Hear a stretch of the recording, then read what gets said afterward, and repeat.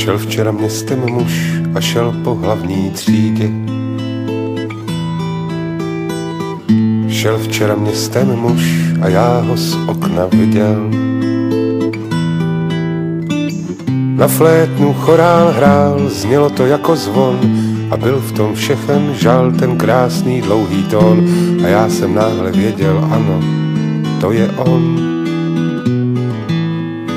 To je on. Vyběh jsem do ulic jen v noční košili.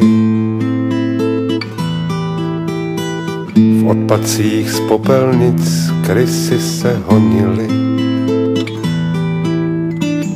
A v teplých postelích lásky i nelásky tiše se vrtěly rodinné obrázky a já chtěl odpověď na svoje otázky.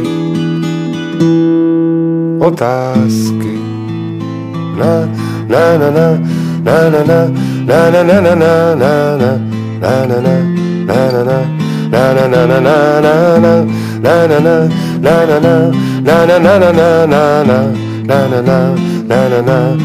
na na na na. Dohnal jsem toho muže a chytl za kabát. Měl kabát z hadí kůže, šel z něho divný chlad. A on se otočil a oči plné vran a jizvy u očí celý byl pobodán. A já jsem náhle věděl, kdo je onen pán. Onen pán.